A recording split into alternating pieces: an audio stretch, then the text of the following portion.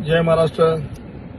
मी आता सकाळी उठल्याच्या नंतर माननीय आमदार बांगर साहेबांचा व्हिडिओ पाहिला आणि बराच वेळ विचार करत बसलो की पुष्कळ दिवस झालं म्हणजे ते मागे चर्चा होती 7-8 जण जाणार, असं होणार तसं होणार.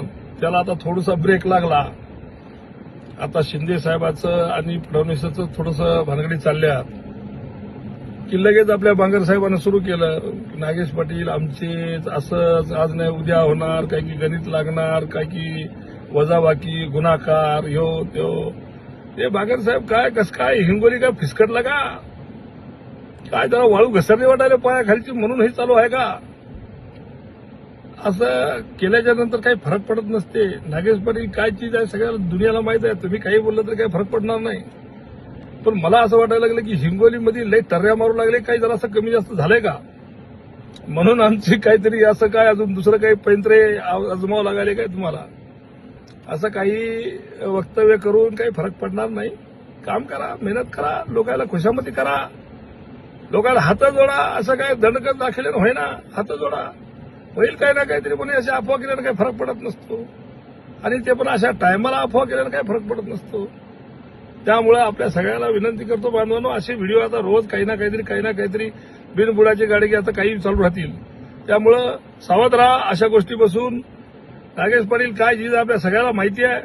आणि आज हिंगोली लोकसभा मतदारसंघामध्ये जवळपास 5 ते 6 जागी नगरपालिकेचे नगराध्यक्ष आणि नगरपालिका निवडून येण्यासारखी परिस्थिती आज निर्माण झालेली आहे. आणि यांच्यातच पायपोच नाही, उगाच दुसऱ्याला बोलून काय फायदा आहे. आणि दुसऱ्यावर टीका टिप्पणी करून किंवा असं काही बोलून, ते एक हिंदीमध्ये शेर आहे, सबको मालूम है क्या है लेकिन साला कॉमेडी बडी अच्छी कर लेता है. हे असं भानगड आहे. तर त्याच्यामुळं याच्यावर काही ध्यान देऊ नका. या अशा गोष्टी चालत राहणार, आता काही पण लावत राहतील. पण तुम्हाला माहिती आहे की आज आपण कोण्या परिस्थितीतून चाललोय आणि किती जोरात आपण आपली उबाटा गटाचे आपण सर्व माणसं किती सक्षम पद्धतीने लढत आहोत. त्यामुळे अशा गोष्टीवर फालतूवर लक्ष देऊ नका. आता यांना असंच काही ना काहीतरी केल्याशिवाय पर्याय नाही आहे. आज जी काही परिस्थिती पहिली उद्भवली होती हिंगोली शहरामध्ये, आज त्याच्यातला पूर्णपणे पालट झालेला आहे. बाकी पूर्ण गाडी रिव्हर्स आलेली आहे. भिसेपाडीला जोरात उभा आहे, जोरात सुरू आहे. त्यामुळे आता काही ना काहीतरी असेच पैत्रे आजमावं लागतील. आज कळमनुरीमध्ये 1 नंबरची परिस्थिती आपलीच आहे.